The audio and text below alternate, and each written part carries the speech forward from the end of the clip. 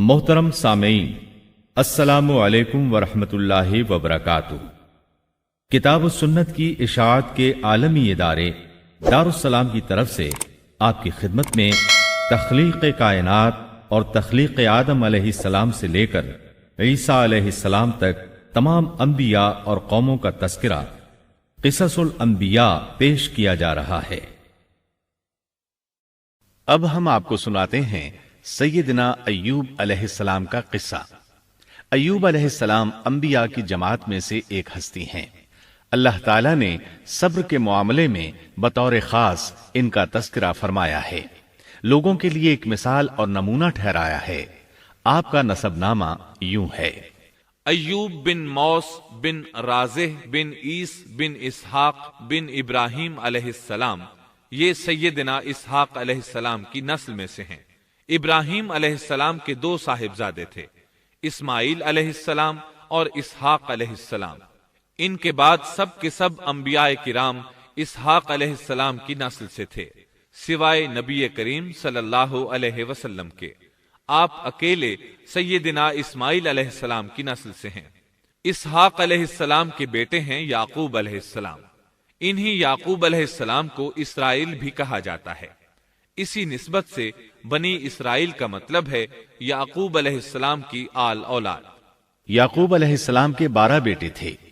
ان کے بیٹوں کو اسباط بھی کہتے ہیں۔ ان کا تذکرہ قرآن میں بھی آتا ہے۔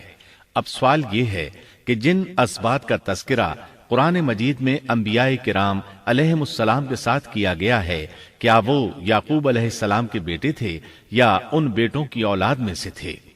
اکثر علماء کرام نے یہ اشارہ دیا ہے کہ اسباط لفظ سے جن انبیاء کرام علیہم السلام کی طرف اشارہ کیا گیا ہے وہ یعقوب علیہ السلام کے بیٹے نہیں ہیں، اس لیے کہ انہوں نے تو یوسف علیہ السلام کے قتل کی کوشش کی تھی، اپنے والد سے جھوٹ بولا تھا، ایسے اور بھی غلط کام کیے تھے، تو ان حرکات کے کرنے والے انبیاء نہیں ہو سکتے، جبکہ اسباط سے مراد وہ انبیاء کرام ہوں گے جو ان بیٹوں کی نسل سے آئے ہوں گے۔ بنی اسرائیل کے 12 قبیلے تھے اور قبیلے کو سبط بھی کہتے ہیں، اس لیے انہیں اسباط بھی کہا جاتا ہے، یعنی بنی اسرائیل ان قبیلوں میں تقسیم ہو گئے۔ اسی طرح سیدنا ایوب علیہ السلام سیدنا اسحاق علیہ السلام کی اولاد میں سے ہوئے۔ سورہ انعام آیت 84 میں اللہ فرماتے ہیں: وَمِن ذُرِّيَّتِهِ دَاوُودَ وَسُلَيْمَانَ وَأَيُّوبَ وَيُوسُفَ وَمُوسَى وَهَارُونَ، اور اس کی اولاد میں سے داود اور سلیمان اور ایوب اور یوسف اور موسیٰ اور ہارون۔ تو یہ سب کے سب سیدنا ابراہیم علیہ السلام کی نسل سے تھے۔ ایوب علیہ السلام بھی اللہ تعالیٰ کے نبی اور رسول تھے۔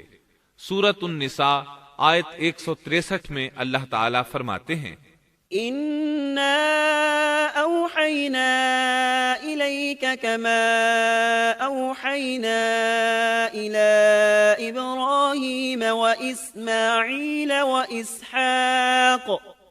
وَإِسْحَاقَ وَيَعْقُوبَ وَالْأَسْبَاطِ وَعِيسَى وَأَيُّوبَ وَيُونُسَ وَهَارُونَ وَسُلَيْمَانَ وَآتَيْنَا دَاوُودَ زَبُورًا۔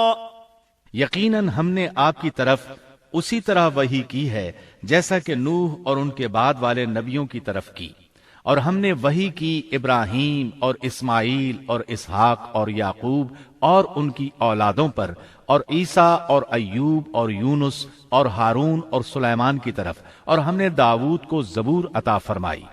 اللہ تعالیٰ نے ان سب انبیاء کرام علیہم السلام کی طرف وحی فرمائی، اور ایوب علیہ السلام بھی ان رسولوں میں سے ایک ہیں۔ اللہ تعالیٰ نے آپ کو آپ کی قوم سوران کی طرف مبعوث فرمایا۔ یہ قوم ملک شام میں رہائش پذیر تھی۔ آپ بہت زیادہ مالدار تھے۔ اللہ تعالیٰ نے آپ کو بہت زیادہ نعمتوں سے نوازا تھا۔ آپ کے پاس بے شمار مویشی تھے، لا تعداد نوکر چاکر تھے۔ اللہ نے آپ کو بہت سی زرعی زمین بھی عطا فرمائی تھی۔ آپ تاجر بھی تھے۔ تجارت کا سلسلہ دور دور تک پھیلا ہوا تھا۔ اللہ تعالیٰ نے آپ کو کثیر اولاد بھی عطا فرمائی تھی۔ آپ کے ہاں 7 بیٹے اور 7 بیٹیاں تھیں۔ آپ خود بھی صحت مند اور طاقتور تھے۔ آپ کے اصحاب کی تعداد بھی کافی تھی۔ گویا اللہ تعالیٰ نے آپ کو گوناگون نعمتوں سے نوازا تھا۔ آپ روئے زمین پر نعمتوں سے مالا مال شخص تھے۔ اللہ تعالیٰ نے آپ کو آزمانا چاہا تاکہ بعد میں آنے والے لوگوں کے لیے آپ صبر کی مثال بن جائیں۔ آخر صبر کا مرحلہ شروع ہو گیا۔ آپ کا سب مال و متاع ہلاک ہو گیا، یہاں تک کہ آپ فقیر ہو گئے۔ آپ کی زندگی ہی میں آپ کی ساری اولاد اللہ کو پیاری ہو گئی۔ کسی کا ایک بیٹا بھی فوت ہو جائے تو وہ کتنا غمگین ہوتا ہے، متاثر ہوتا ہے۔ سیدنا یعقوب علیہ السلام پر غم کس طرح طاری ہوا، یہاں تک کہ آپ کی آنکھوں کی بینائی تک جاتی رہی۔ مارے غم کے وہ گھل گئے تھے، جبکہ ان کا کوئی بیٹا فوت نہیں ہوا تھا، اور ادھر 7 بیٹے اور 7 بیٹیاں فوت ہو گئے۔ یہی نہیں، تمام مال مویشی ہلاک ہو گئے۔ معاملہ اس پر بھی ختم نہیں ہوا، آپ شدید مرض میں مبتلا ہو گئے۔ بیماری اس قدر شدید تھی کہ آپ چلنے پھرنے سے معذور ہو گئے، اٹھنے کی سکت نہ رہ گئی، یہاں تک کہ آپ کا گوشت گرنے لگا۔ آپ کی آزمائش انتہا کو پہنچ گئی۔ اب آپ کے ساتھی بھی آپ کا ساتھ چھوڑنے لگے۔ انہیں خوف محسوس ہوا کہ کہیں ان کی بیماری انہیں بھی نہ لگ جائے، کہیں یہ کوئی ایسی بیماری نہ ہو جو ایک سے دوسرے کو لگتی ہو۔ اس طرح سوائے 2 کے سب ساتھی آپ کا ساتھ چھوڑ گئے، کوئی آپ کے قریب نہ آتا تھا۔ جو 2 ساتھی ساتھ چھوڑ کر نہیں گئے تھے وہ بھی ذرا دور کھڑے ہو کر بات کرتے تھے۔ آپ کی خدمت کے لیے بس آپ کی بیوی رہ گئیں۔ وہ بہت وفادار بیوی تھیں۔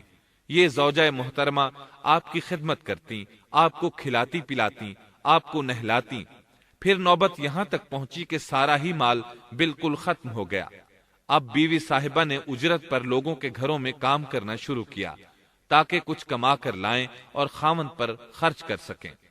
یہ تھے اللہ کے نبی ایوب علیہ السلام۔ اتنی بڑی آزمائش میں پورے اترے۔ آزمائش بھی 1-2 ماہ نہیں، پورے 12 برس جاری رہی، اور ایک قول کے مطابق 18 برس جاری رہی۔ آپ اس دوران مجسمہ صبر بنے رہے۔ آپ نے کبھی کسی سے شکوہ تک نہ کیا، یہاں تک کہ کبھی زوجہ محترمہ سے بھی شکوہ نہ کیا۔ سال ہا سال اسی حالت پر گزر گئے۔ ایک بار آپ کی بیوی نے عرض کرنے کی ذرا ہمت کی اور کہا، آپ اللہ کے رسول ہیں، اگر اللہ کے حضور دعا کریں تو وہ آپ کی بیماری کو ختم فرما دیں گے، آپ کی حالت کو بدل دیں گے۔ بیوی صاحبہ کے یہ کہنے کے باوجود آپ نے بیماری کے ختم ہونے کی دعا نہ کی، نہ یہ کہا یا اللہ مجھے رزق کی فراوانی عطا فرما۔ بس رضائے الہی پر راضی رہے، تقدیر الہی پر خوش رہے۔ آپ نے بیوی سے فرمایا، ذرا بتاؤ تو ہم کتنا عرصہ خوشحالی اور فراوانی میں رہے ہیں، کتنا عرصہ ہم ناز و نعمت میں رہے ہیں؟ انہوں نے جواب دیا، 80 سال۔ یہ سن کر آپ نے فرمایا، مجھے اللہ تعالیٰ سے دعا کرتے حیا آتی ہے، جتنا عرصہ خوشحالی میں رہا اتنا عرصہ بیماری اور تنگ دستی میں نہیں گزرا، اس لیے میں ابھی یہ دعا نہیں کروں گا کہ وہ مجھے شفا عطا کر دے یا میری اس حالت کو بدل دے، وافر رزق عطا کرے، جب تک مجھ پر 80 سال نہ گزر جائیں۔ جس طرح میں 80 سال ناز و نعمت کی بہاریں دیکھتا رہا، اسی طرح 80 سال تک میں اسی حالت پر صبر کا دامن تھامے رہوں گا، تندرستی کا سوال نہیں کروں گا۔ آپ کے اس جواب پر بیوی صاحبہ مایوس ہو گئیں، اس لیے کہ انہیں تو بیماری کے ختم ہونے کی اور اچھے دنوں کے دوبارہ آنے کی امید تھی۔ آپ کی بات سن کر وہ بولیں، تب یہ آزمائش کی گھڑی کب ختم ہوگی؟ چونکہ اس بات سے اللہ تعالیٰ کی ناشکری ہوتی تھی، اس لیے ایوب علیہ السلام ناراض ہو گئے۔ انہوں نے اللہ کے نام کی قسم کھائی کہ اگر اللہ تعالیٰ نے مجھے شفا عطا فرمائی تو میں انہیں 100 کوڑے ماروں گا۔ دوسری طرف نوبت یہاں تک پہنچی کہ لوگوں نے آپ کی بیوی صاحبہ کو کام دینے سے انکار کرنا شروع کر دیا۔ ان کا خیال تھا کہیں ان کے شوہر کی بیماری انہیں بھی نہ لگ جائے۔ وہ سمجھتے تھے کہ ایوب علیہ السلام کی بیماری چھوت کی ہے، لہٰذا یہ بیماری ان کی بیوی کے واسطے سے انہیں بھی لگ سکتی ہے۔ جب معاملہ یہاں تک پہنچ گیا تب آپ نے ایک چھوٹی سی بات کہی، اس میں بھی کوئی واضح دعا نہیں تھی، جبکہ اس وقت سے بڑھ کر دعا کے لیے کون سا وقت ہو سکتا تھا؟ آپ کی اس بات کو اللہ تعالیٰ نے قرآن مجید میں بیان فرمایا ہے۔ سورہ انبیاء آیت 83 میں ہے، وأيوب إذ نادى ربه أني مسني الضر وأنت أرحم الراحمين۔ اور ایوب کی اس حالت کو یاد کرو جبکہ اس نے اپنے پروردگار کو پکارا کہ مجھے یہ بیماری لگ گئی ہے اور تو رحم کرنے والوں سے زیادہ رحم کرنے والا ہے۔ مجھے آزمائش نے آ لیا ہے اور تو ارحم الراحمین ہے۔ مطلب یہ کہ آپ نے واضح الفاظ میں دعا نہیں فرمائی، یہ نہیں فرمایا الہی مجھے تندرستی عطا فرما، الہی مجھے رزق عطا فرما اور میری حالت ایسی ایسی ہو گئی ہے، تو رحیم و کریم ہے، بلکہ یوں کہا وَأَنْتَ أَرْحَمُ الرَّاحِمِينَ، عرض کیا میری نسبت میری حالت کو تو ہی بہتر جاننے والا ہے۔ اللہ تعالیٰ نے دوسری آیت میں آپ کی حالت کو اس طرح بیان کیا ہے۔ سورہ صاد آیت 41 میں اللہ تعالیٰ فرماتے ہیں وَاذْكُرْ عَبْدَنَا أَيُّوبَ إِذْ نَادَى رَبَّهُ أَنِّي مَسَّنِيَ الشَّيْطَانُ بِنُصْبٍ وَعَذَابٍ۔ اور ہمارے بندے ایوب کا بھی ذکر کر جبکہ اس نے اپنے رب کو پکارا کہ مجھے شیطان نے رنج اور دکھ پہنچایا ہے۔ گویا آپ نے اس بیماری اور مصیبت کو اللہ تعالیٰ کی طرف منسوب نہیں فرمایا، بلکہ اللہ تعالیٰ کو اس سے مبرہ و پاک ٹھہرایا اور اسے شیطان کی طرف منسوب کیا۔ یوں نہیں کہا اللہ تو نے مجھے مصیبت میں ڈال دیا، بلکہ اس کو غیر اللہ یعنی شیطان کی جانب منسوب کیا۔ حدیث میں بھی اسی طرح آتا ہے وَالشَّرُّ لَيْسَ إِلَيْكَ، برائی تیری طرف سے نہیں ہے۔ آپ نے اپنی حالت کو بھی ایسے ہی پیش کیا اور یوں عرض کیا أَنِّي مَسَّنِيَ الضُّرُّ وَأَنْتَ أَرْحَمُ الراحمین۔ اللہ تعالیٰ نے آپ کی التجا کو اسی لمحے شرف قبولیت سے نوازا۔ کتنے ہی موقع ایسے آئے تھے کہ اس سے قبل بھی آپ دعا کر سکتے تھے اور وہ قبول ہو جاتی، لیکن آپ نے صبر کا دامن تھامے رکھا۔ اسی لیے مدتوں سے ضرب المثل چلی آ رہی ہے صبر ایوب۔ جب آپ نے اپنے پروردگار سے اس انداز میں دعا مانگی تو اللہ تعالیٰ نے ان سے آزمائش ختم کر دی۔ اللہ تعالیٰ سورہ صاد آیت 42 میں فرماتے ہیں اركض برجلك هذا مغتسل بارد وشراب، اپنا پاؤں مارو، یہ نہانے اور پینے کے لیے ٹھنڈا پانی ہے۔ جب انہوں نے پاؤں زمین پر مارا تو پانی کا چشمہ جاری ہو گیا۔ علماء کرام کہتے ہیں جب انہوں نے اس پانی سے غسل کیا تو جسم کے بیرونی حصے سے بیماری ختم ہو گئی، اور جو ہی پانی پیا جسم کے اندرونی حصے کی بیماری ختم ہو گئی، اور یہ اللہ عز و جل کا عظیم احسان ہے۔ پھر سے بالکل تندرست بن گئے، ان کی صحت و توانائی لوٹ آئی، ایسے صحت مند ہو گئے جیسے پہلے کبھی ہوا کرتے تھے۔ ان کی زوجہ محترمہ باہر سے گھر آئیں تو بالکل نہ پہچان سکیں۔ ان سے پوچھنے لگیں کیا آپ نے اللہ کے نبی میرے خاوند یعنی مرض میں مبتلا شخص کو دیکھا ہے؟ اللہ کی قسم جب میرے خاوند صحت مند تھے تو بالکل آپ جیسے تھے، میں نے آپ سے بڑھ کر ان سے ملتا جلتا آدمی آج تک نہیں دیکھا۔ اس پر ایوب علیہ السلام بولے کیا تم نے مجھے پہچانا نہیں؟ انہوں نے حیران ہو کر پوچھا آپ کون ہیں؟ تب وہ بولے میں ایوب ہوں۔ وہ بولیں سبحان اللہ، اس کا مطلب ہے بیماری ختم ہو گئی، اللہ تعالیٰ کا احسان ہو گیا۔ اس کے بعد اللہ تعالیٰ نے انہیں اہل و عیال کی نعمتیں بھی لوٹا دیں، ان کے مویشی بھی انہیں واپس مل گئے۔ سیدنا ابن عباس رضی اللہ عنہما فرماتے ہیں اللہ تعالیٰ نے صرف انہیں ہی اپنے فضل و کرم سے نہیں نوازا بلکہ ان کے ساتھ ان کی اہلیہ کو بھی اپنے خاص فضل و کرم سے نوازا، اس لیے کہ انہوں نے بھی اس عظیم آزمائش میں صبر کیا تھا، عظیم صبر کا مظاہرہ کیا تھا۔ اللہ تعالیٰ نے ان کی جوانی کو بھی لوٹا دیا۔ ان سے سیدنا ایوب علیہ السلام کے ہاں 26 بیٹے بیٹیاں پیدا ہوئے۔ یہ روایت بھی ملتی ہے کہ 26 بیٹے ہی بیٹے تھے، بیٹیاں اس کے علاوہ تھیں۔ اللہ تعالیٰ سورہ انبیاء آیت 84 میں فرماتے ہیں وَآتَيْنَاهُ أَهْلَهُ وَمِثْلَهُم مَّعَهُمْ رَحْمَةً مِّنْ عِندِنَا وَذِكْرَىٰ لِلْعَابِدِينَ ہم نے اس کو اہل و عیال عطا فرمائے بلکہ ان کے ساتھ ویسے ہی اور اپنی خاص مہربانی سے تاکہ سچے بندوں کے لیے سبب نصیحت ہو۔ مطلب یہ کہ ان کی جوانی واپس کر دی، مال و دولت لوٹا دیا، اور یہ چیزیں انہیں فوراً واپس کر دی تھیں۔ جسمانی صحت بھی واپس فرمائی اور دنیاوی دولت بھی واپس کر دی۔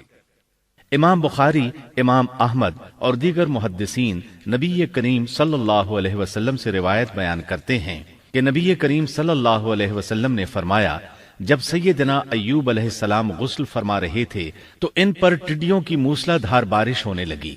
یہ ٹڈیاں کیا تھیں؟ وہ سونے کی ٹڈیاں تھیں۔ اللہ تعالیٰ ان کو غسل کے دوران ہی اتارنے لگے۔ ایوب علیہ السلام نے ان کو کپڑے میں جمع کرنا شروع کیا۔ اس پر اللہ تعالیٰ نے فرمایا، اے ایوب، کیا میں نے تجھے مالدار نہیں بنا دیا؟ اس نئے نازل ہونے والے مال سے بے پرواہ نہیں بنا دیا؟ ایوب علیہ السلام نے عرض کیا، جی ہاں میرے پروردگار، لیکن میں آپ کی رحمت اور برکت سے تو بے پرواہ نہیں ہو سکتا۔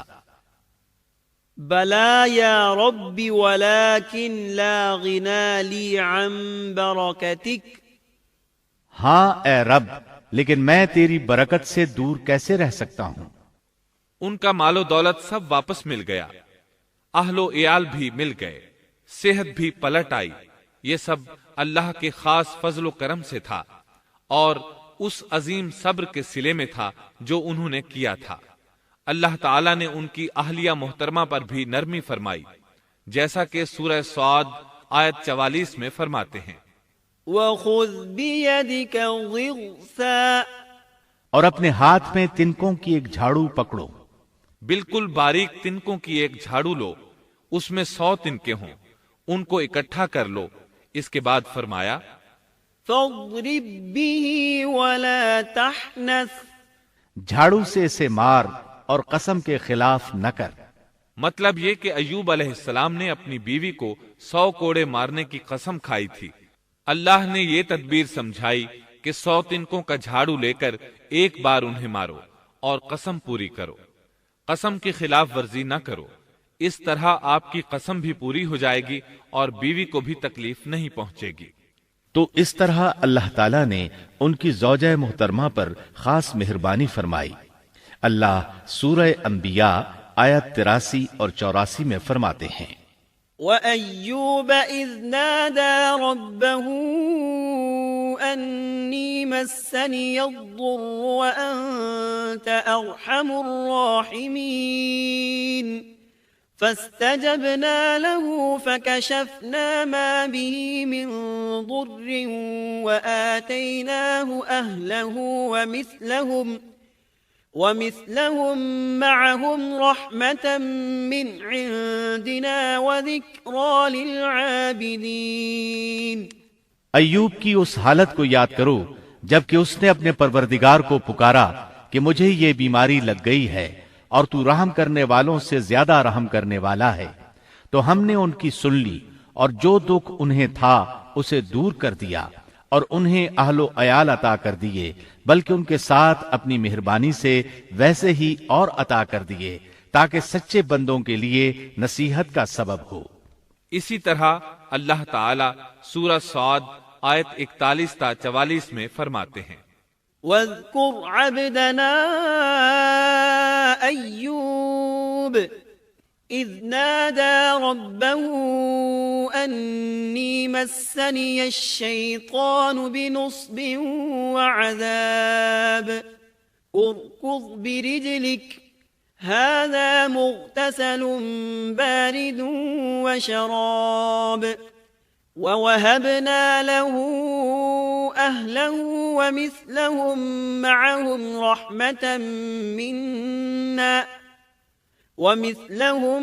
مَعَهُمْ رَحْمَةً مِنَّا وَذِكْرَىٰ لِأُولِي الْأَلْبَابِ وَخُذْ بِيَدِكَ ضِغْثًا فَاضْرِبْ بِهِ وَلَا تَحْنَثْ إنا وجدناه صابرا نعم العبد إنه أواب. اور ہمارے بندے ایوب کا بھی ذکر کیجئے جب انہوں نے اپنے رب کو پکارا کہ مجھے شیطان نے رنج اور دکھ پہنچایا ہے.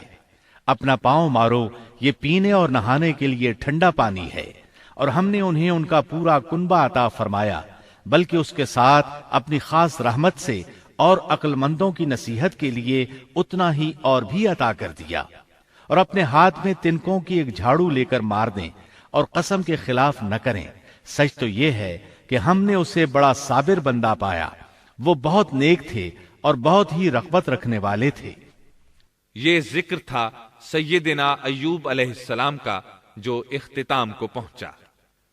اب ہم شروع کرتے ہیں یونس علیہ السلام کا قصہ. یونس علیہ السلام ایک عظیم اور کریم نبی تھے. ان کا قصہ قرآن کریم میں ایک انوکھا قصہ ہے. آپ کے والد کا نام متا تھا اور آپ سیدنا ابراہیم علیہ السلام کی نسل سے تھے. آپ کا ایک نام ذُنُّون بھی ہے، یعنی مچھلی والے. ان-نون کا مطلب ہے مچھلی. اسی طرح آپ کو صاحب الحوت بھی کہا جاتا ہے. اللہ تعالیٰ نے آپ کو ان سب ناموں سے پکارا ہے. آپ کو ایک عظیم بستی کی طرف مبعوث کیا گیا. اس بستی کا نام نینوا تھا. یہ عراق کے شمال میں واقع تھی، موصل کے بالمقابل تھی. ان دونوں کے درمیان دریائے دجلہ واقع تھا. موصل دریائے دجلہ کے کنارے واقع تھا، جبکہ اس کے بالکل سامنے نینوا کی بستی تھی. امام ابن کثیر رحمت اللہ علیہ نے نینوا کے بارے میں اور ان آثار و باقیات کے بارے میں لکھا ہے جو ان کے زمانے میں موجود تھیں. وہاں کچھ بت تھے جو اوندھے منہ گرے پڑے تھے. اللہ تبارک و تعالی نے یونس علیہ السلام کو نینوا کی طرف رسول بنا کر بھیجا. سورۃ الصافات آیت 139 میں ہے، وَإِنَّ يُونُسَ لَمِنَ الْمُرْسَلِينَ. اور بے شک یونس رسولوں میں سے تھے. آگے اللہ آیت 147 میں فرماتے ہیں، وَأَرْسَلْنَاهُ إِلَى 100,000 أَوْ يَزِيدُونَ. اور ہم نے اسے 100,000 بلکہ اور زیادہ آدمیوں کی طرف بھیجا. یعنی ان کی تعداد 100,000 سے زیادہ تھی. رہا یہ سوال کہ لاکھ سے کتنے زیادہ تھے، اکثر علماء کرام نے وضاحت کی ہے کہ وہ 100,000 سے قریباً 20,000 زیادہ تھے. اس طرح بستی والوں کی تعداد 1,20,000 تھی، اور یہ سب کے سب کفر پر تھے. یونس علیہ السلام انہیں سال ہر سال دعوت دیتے رہے، لیکن وہ اپنے کفر ہی پر ڈٹے رہے. پھر انہوں نے سیدنا یونس علیہ السلام پر ظلم و جبر شروع کر دیا. انہیں دھمکیاں دیں، مصائب و آلام سے دوچار کیا. مطلب یہ کہ جس طرح دوسرے انبیاء کرام کے ساتھ کیا گیا، ان کے ساتھ بھی وہی سلوک ہوا. آخر آپ نے اپنی قوم کو اللہ کے عذاب سے آگاہ کرتے ہوئے اعلان فرما دیا کہ فلاں دن تم پر عذاب آ جائے گا.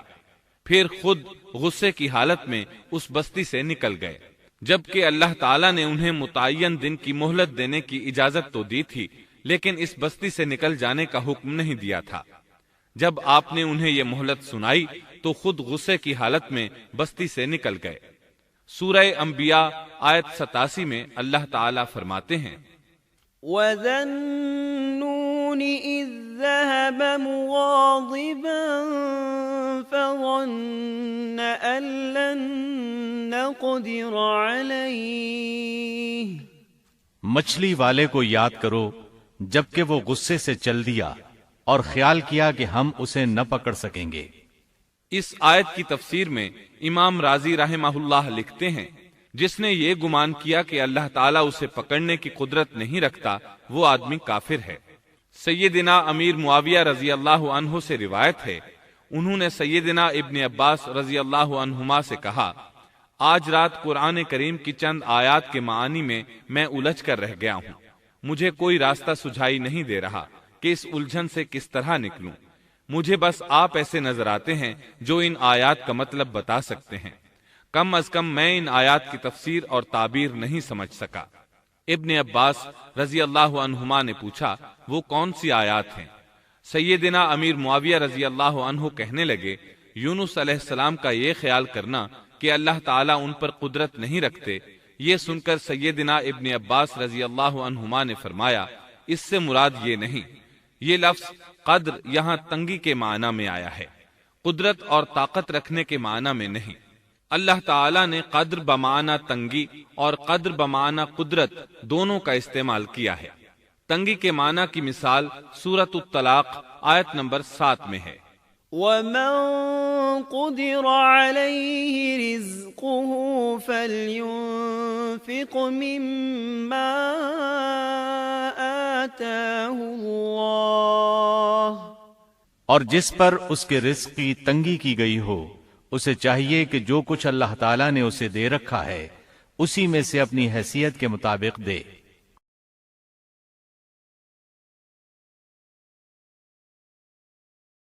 تو اس آیت میں بھی یہی معنی مراد ہے کہ انہوں نے گمان کر لیا ہم ان پر تنگی نہیں کریں گے، یعنی ان کا خیال یہ تھا کہ اگرچہ وہ اللہ تعالیٰ کی اجازت کے بغیر نکل کھڑے ہوئے ہیں پھر بھی اللہ ان پر تنگی نہیں کریں گے، کیونکہ وہ اللہ کے ایک معزز نبی اور رسول ہیں، اور ان کی قوم کے لوگ اللہ کی گرفت اور اس کے عذاب کے مستحق ہیں، انہی پر اللہ کا عذاب نازل ہونے والا ہے۔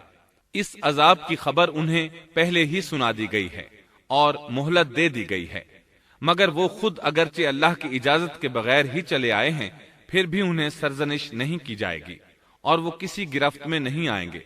اللہ تعالیٰ ان کے لیے کوئی تنگی نہیں فرمائیں گے۔ اللہ تعالیٰ سورۃ الانبیاء آیت 87 میں فرماتے ہیں، فَظَنَّ أَن لَّن نَّقْدِرَ عَلَيْهِ، اس نے خیال کیا کہ ہم اسے پکڑ نہیں سکیں گے۔ مطلب یہ کہ ہم انہیں کوئی سزا نہیں کریں گے اور ان پر کسی طرح کی تنگی نہیں کریں گے، اور وہ سمندر کی طرف چل دیے۔ انہی دنوں میں عذاب الہی کی کچھ علامات نینوا بستی پر ظاہر ہونا شروع ہو گئیں۔ ایک بہت بڑا سیاہ بادل ان کی طرف بڑھنے لگا، اس بادل میں آگ کے شعلے دکھائی دینے لگے۔ ان لوگوں نے یہ بادل ان متعین دنوں میں سے پہلے ہی دن دیکھ لیا۔ اس کو دیکھتے ہی وہ سمجھ گئے کہ جس طرح سیدنا یونس علیہ السلام نے انہیں آگاہ کیا تھا یہ عذاب ان پر نازل ہو کر رہے گا، اور جو عذاب سیدنا لوط علیہ السلام کی قوم پر آیا تھا وہ اس کے بارے میں بھی اچھی طرح جانتے تھے۔ وہ بستی ان کی بستی کے قریب ہی تھی، اس لیے وہ ڈر گئے۔ ان کے سردار جمع ہوئے اور کہنے لگے، جیسے تم سے پہلے لوگوں پر عذاب اترا کرتے تھے تم پر بھی یہ نازل ہو کر رہے گا، جلدی کرو، سب جمع ہو جاؤ۔ چنانچہ انہوں نے اس بات پر اتفاق کر لیا کہ سیدنا یونس علیہ السلام نے بالکل سچ فرمایا تھا۔ اللہ کی قسم، یہ بالکل وہی عذاب ہے، تم اللہ کے عذاب سے نجات نہیں پا سکو گے۔ اس سے بچنے کی ایک ہی صورت ہے کہ تم ایمان لے آؤ اور توبہ کر لو۔ اس طرح وہ سب کے سب ایمان لے آئے، لیکن سیدنا یونس علیہ السلام وہاں موجود نہیں تھے۔ ان کی عدم موجودگی میں یہ سب کے سب یعنی 1,20,000 افراد ایمان لے آئے۔ انہوں نے پیوند لگے کپڑے پہنے اور اللہ کے حضور عاجزی، انکساری اور آہوزاری شروع کر دی، رونے لگے، اللہ سے بخشش مانگنے لگے، پھر اسی حالت زار میں باہر کھلے میدان کی طرف نکل آئے۔ ان کے سرداروں نے سب کو الگ الگ کر دیا، یہاں تک کہ ماں اور بیٹے کو بھی جدا کر دیا۔ سب اپنی اپنی جگہ پر یعنی ماں اپنی جگہ پر اور بیٹا اپنی جگہ پر آہوزاری کرنے لگے تاکہ ان پر اللہ تعالیٰ کی رحمت نازل ہو جائے۔ یہ عذاب 3 دن تک ان کے سروں پر منڈلاتا رہا، اور یہ بھی مسلسل آہوزاری کرتے رہے، اپنی عاجزی ظاہر کرتے رہے، معافیاں مانگتے رہے۔ آخر کار اللہ تعالیٰ نے ان پر رحم و کرم فرما دیا اور عذاب کو ان سے پھیر دیا۔ اللہ تعالیٰ سورہ یونس آیت 98 میں فرماتے ہیں، فلولا كانت قرية آمنت فنفعها إيمانها إلا قوم يونس، چنانچہ کوئی بستی ایمان نہ لائی کہ ایمان لانا اس کے لیے فائدہ مند ہوتا سوائے یونس کی قوم کے۔ مطلب یہ کہ سابقہ امتوں میں سے کسی کے بارے میں یہ سننے میں نہیں آیا کہ پوری قوم ایمان لے آئی ہو۔ تمام بستیوں میں ایک بھی بستی ایسی نہیں تھی، بس ایک یونس علیہ السلام کی قوم ایمان لے آئی۔ اللہ تعالیٰ سورہ یونس آیت 98 میں فرماتے ہیں، لما آمنوا كشفنا عنهم عذاب الخزي في الحياة الدنيا ومتعناهم إلى حين۔ جب وہ ایمان لے آئے تو ہم نے رسوائی کے عذاب کو دنیاوی زندگی میں ان پر سے ٹال دیا اور ان کو ایک وقت تک کے لیے زندگی سے فائدہ اٹھانے کا موقع دیا۔ مطلب یہ کہ ہم نے انہیں دنیاوی زندگی کا لطف اٹھانے کا موقع دیا، اب اس قوم پر قیامت کے دن تک عذاب نہیں اترے گا۔ علامہ ابن کثیر رحمت اللہ علیہ فرماتے ہیں، اس آیت کریمہ کا مفہوم یہ ہے کہ کسی بستی کے تمام باشندے کسی نبی پر کبھی ایمان نہیں لائے، یا تو سب نے کفر کیا یا پھر اکثر نے کفر کیا، لیکن یونس علیہ السلام کی قوم واحد ایسی قوم ہے جو تمام کی تمام عذاب الہی کے آثار دیکھ کر ایمان لے آئی۔ سابقہ ادوار میں جتنی بھی بستیاں گزری ان میں اہل ایمان کے ساتھ یا تو کفار رہے ہیں یا ان میں منافقین بھی رہے ہیں، سوائے یونس علیہ السلام کی قوم کے وہ سب کے سب کافر تھے، پھر سب کے سب ایمان لے آئے۔ یہ اللہ تعالیٰ کے عجائبات میں سے ہے اور اس کی قدرت اور رحمت کی نشانیوں میں سے ہے۔ اب دوسری طرف کی سنیے، یونس علیہ السلام کو کچھ معلوم نہیں تھا کہ ان کی قوم کے ساتھ کیا ہوا۔ آپ تو غصے کی حالت میں بستی سے نکل کر سمندر کی طرف چلے آئے تھے۔ آپ ایک کشتی کی طرف آئے، اس میں سواریاں اور ساز و سامان لدا ہوا تھا۔ اللہ تعالیٰ سورۃ الصافات آیت 140 میں فرماتے ہیں، اذ ابق الى الفلك المشحون، جب وہ بھاگ کر بھری کشتی پر پہنچے۔ کشتی روانہ ہوئی، موجیں اٹھیں، سمندر میں طغیانی آئی، یوں لگتا تھا کہ بس ابھی غرق ہوئے۔ کہنے لگے بوجھ ہلکا کرو، اپنا ساز و سامان سمندر میں پھینک دو۔ چنانچہ انہوں نے اپنا اپنا ساز و سامان سمندر میں پھینک دیا۔ اس طرح کشتی کچھ ہلکی ہو گئی، لیکن ضرورت کے مطابق ہلکی نہ ہو سکی۔ اب وہ کہنے لگے کسی کو سمندر میں گرانا ضروری ہے تاکہ کشتی مزید ہلکی ہو جائے، ورنہ یہ ڈوب جائے گی۔ جلدی کرو، قرعہ ڈالو۔ جس کے نام کا قرعہ نکلتا جائے اسے سمندر میں گراتے جاؤ اور بار بار یہ عمل دہراتے جاؤ یہاں تک کہ کشتی ہلکی ہو جائے۔ چنانچہ قرعہ ڈالا گیا۔